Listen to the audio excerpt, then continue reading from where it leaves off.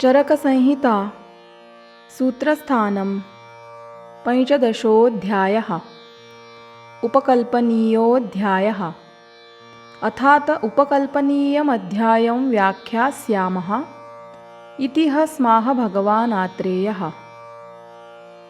इह खलु राजानं राजमात्रमन्यं वा विपुलद्रव्यं वमनं विरेचनं वा पाययितु कामेन भिषजा प्रागैवौषधपानात् सम्भारा उपकल्पनीया भवन्ति।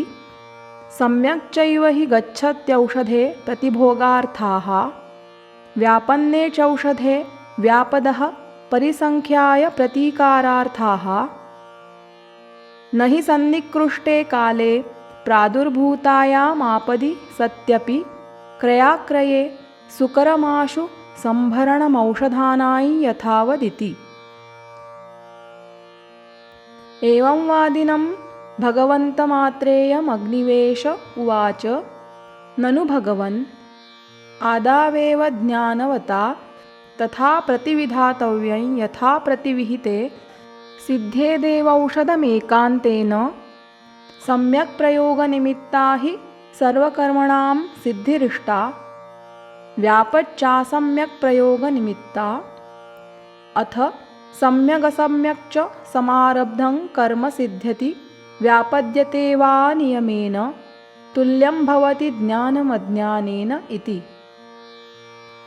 तमुवाच भगवान् आत्रेयः। शक्यं तथा प्रतिविधातुमस्माभिरस्मद्विधैर्वाप्यग्निवेश यथा प्रतिविहिते सिद्धेदेवौषधमेकान्तेन तच्च प्रयोगसौष्ठवमुपदेष्टुं यथावत् न हि कश्चिदस्ति य एतदेवमुपदिष्टमुपधारयितुमुत्सहेत उपधार्य वा तथा प्रतिपत्तुं प्रयोक्तुं वा। सूक्ष्माणि हि दोषभेषज देशकालबलशरीराहारसात्म्य सत्त्वप्रकृतिवयसामवस्थान्तराणि यान्यनुचिन्त्यमानानि विमलविपुलबुद्धेरपि बुद्धिमाकुलीकुर्युः किं पुनरल्पबुद्धेः। तस्मादुभयमेतद्यथावदुपदेक्ष्यामः। सम्यक् प्रयोगैः चौषधानां व्यापन्नानां च व्यापत्साधनानि सिद्धिषूत्तरकालम्। इदानीं तावत् सम्भारान् विविधानपि समासेनोपदेक्ष्यामः। तद्यथा दृढन्निवातं प्रवातैकदेशं सुखप्रविचारमनुपत्यकं धूमातपजलरजसामनभिगमनीयमनिष्ठानां च शब्दस्पर्शरसरूपगन्धानां सोदपानोदूखलमुसलवर्चःस्थानस्नानभूमिमहानसं वास्तुविद्याकुशलः प्रशस्तं गृहमेव तावत्पूर्वमुपकल्पयेत्। ततः शीलशौचाचारानुरागदाक्ष्यप्रादक्षिण्योपपन्नानुपचारकुशलान् सर्वकर्मसु पर्यवदातान् सूपौदनपाचकस्नापकसंवाहकोत्थापकसंवेशकौषधपेशकांश्च परिचारकान् सर्वकर्मस्वप्रतिकूलान् तथा गीतवादित्रोल्लापकश्लोकगाथाख्यायिकेतिहास पुराणकुशलान् अभिप्रायज्ञानानुमतांश्च देशकालविदः पारिषद्यांश्च तथा लावकपिञ्जलशशहरिणैण कालपुच्छकमृगमातृकोरभ्रान् गान् दोग्ध्रीं शीलवतीमनातुरां जीवद्वत्सां सुप्रतिविहिततृणशरणपानीयां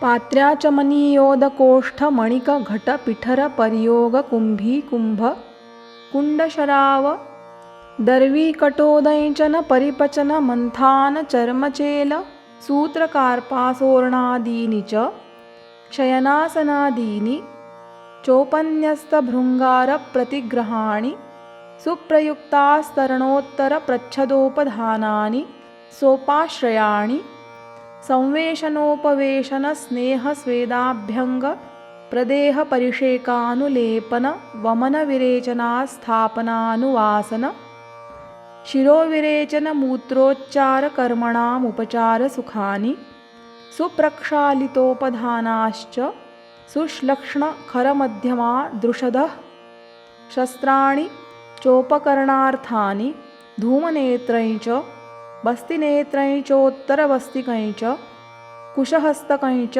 तुलाञ्च मानभाण्डैश्च घृततैलवसामज्जक्षौद्रफाणितलवणेन्धनोदक मधुसीधुसुरासौवीरक तुषोदक मैरेयमेदक दधिमण्डोदस्विद्धान्याम्लमूत्राणि च तथा शालिषष्टिकमुद्गमाश यवतिलकुलत्थ बदर मृद्वीका काश्मर्यपरूषकाभयामलकबिभीतकानि नानाविधानि च स्नेहस्वेदोपकरणानि द्रव्याणि तथैवोर्ध्वहरानुलोमिकोभयभाञ्जी संग्रहणीय दीपनीय पाचनीयोपशमनीय वातहरादिसमाख्यातानि चौषधानि यच्चान्यदपि किञ्चिद्व्यापदः परिसङ्ख्याय प्रतीकारार्थमुपकरणं विद्यात् यच्च प्रतिभोगार्थं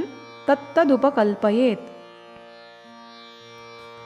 ततस्तं पुरुषं यथोक्ताभ्यां स्नेहस्वेदाभ्यां यथार्हमुपपादयेत् तञ्चेदस्मिन्नन्तरे मानसः शारीरो वा व्याधिः कश्चित्तीव्रतरः सहसाभ्यागच्छेत्तमेव तावदस्योपावर्तयितुं यतेत ततस्तमुपावर्त्य तावन्तमेवैनं कालं तथाविधेनैव कर्मणोपाचरेत्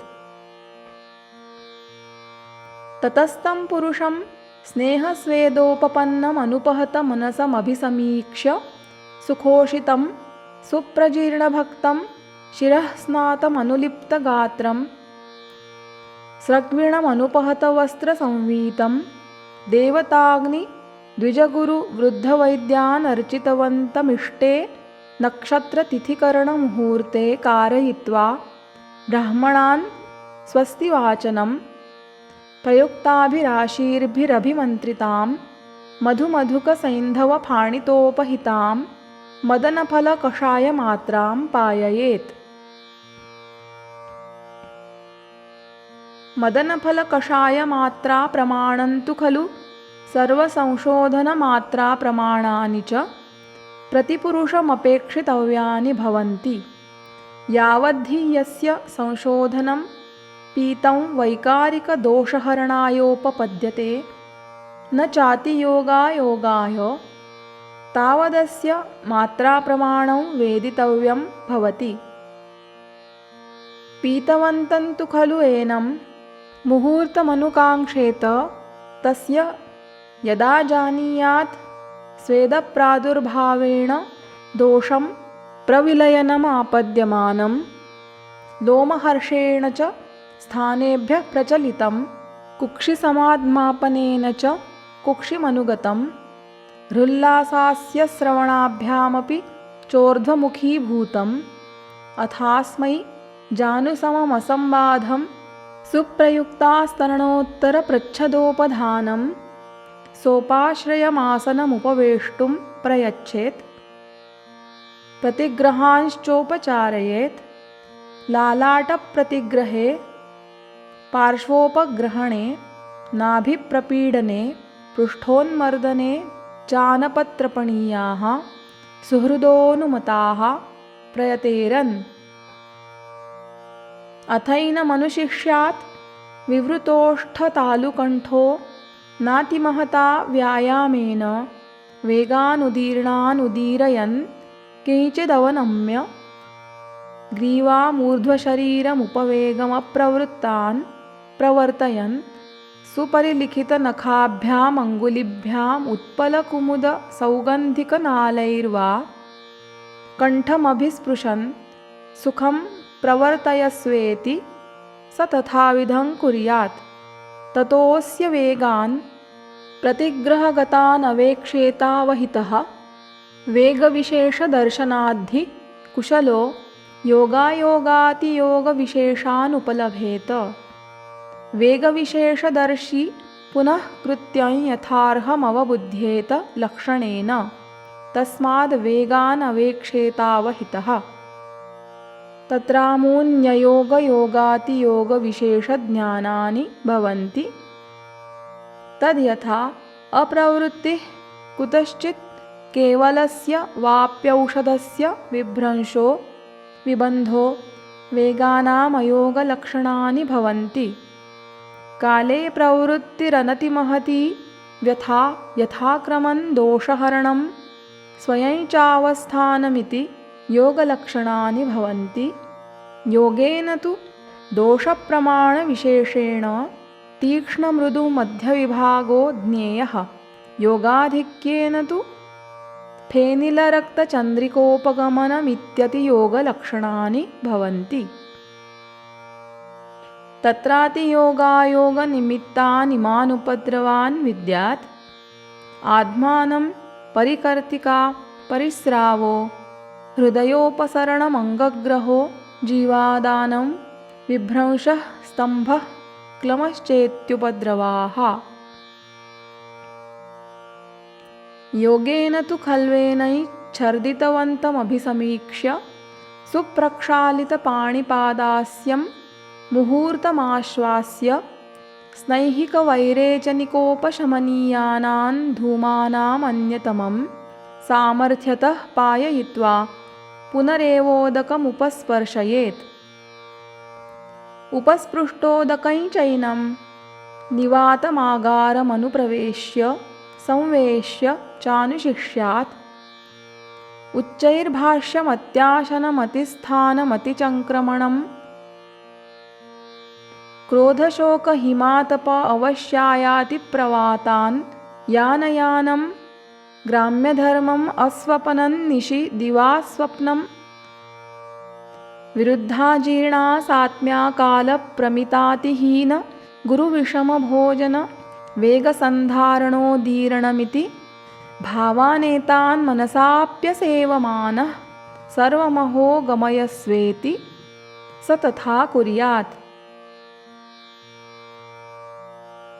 अथैनं सायाह्ने परेवाह्नि सुखोदकपरिषिक्तं पुराणानाल्लोहितशालितण्डुलानां स्ववक्लिन्नां मण्डपूर्वां सुखोष्णां यवागुं पाययेदग्निबलमभिसमीक्ष्य।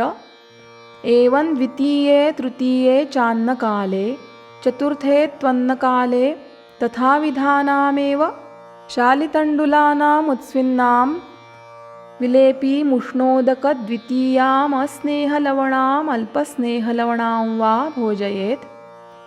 एवं पञ्चमे षष्ठे चान्नकाले सप्तमे त्वन्नकाले तथाविधानामेव शालीनां द्विप्रसृतं सुस्विन्नमोदनमुष्णोदकानुपानं तनुना तनुस्नेहलवणोपपन्नेन मुद्गयूषेण भोजयेत्।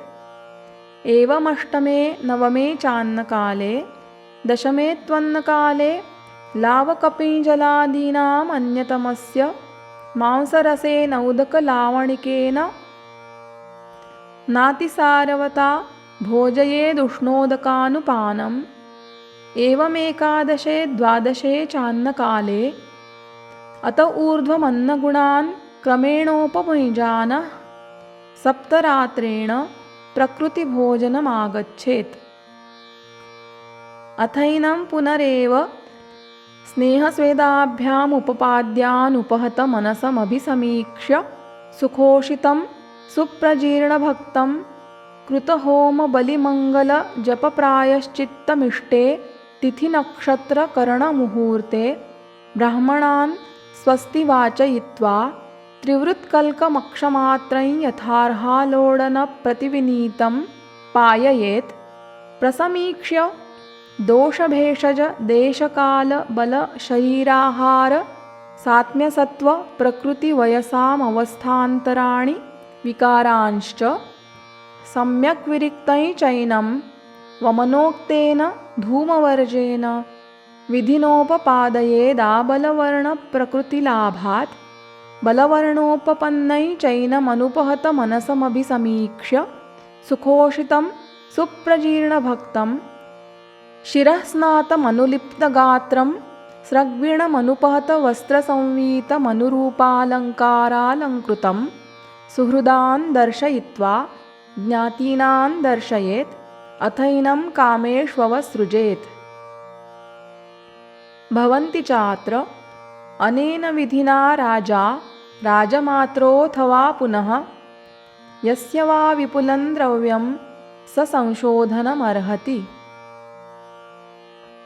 दरिद्रस्त्वापदं प्राप्य प्राप्तकालं विशोधनं पिबेत् काममसंभृत्य संभारानपि दुर्लभान्।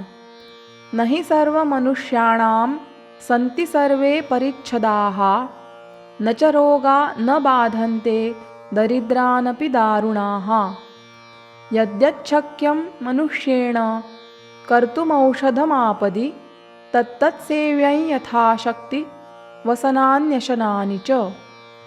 मलापहं रोगहरं बलवर्णप्रसादनं पीत्वा संशोधनं सम्यगायुषा युज्यते चिरम्। तत्र श्लोकाः ईश्वराणां वसुमतां वमनं सविरेचनं संभाराये यदर्थं च समानीय प्रयोजयेत्। यथा प्रयोज्या मात्राया यदयोगस्य लक्षणं योगातियोगयोर्यच्च दोषा ये चाप्युपद्रवाः। यदसेव्यं विशुद्धेन यष्टसंसर्जनक्रमः तत्सर्वं कल्पनाध्याये व्याजहार पुनर्वसुः। इत्यग्निवेशकृते तन्त्रे चरकप्रतिसंस्कृते श्लोकस्थाने उपकल्पनीयो नाम 15 अध्यायः।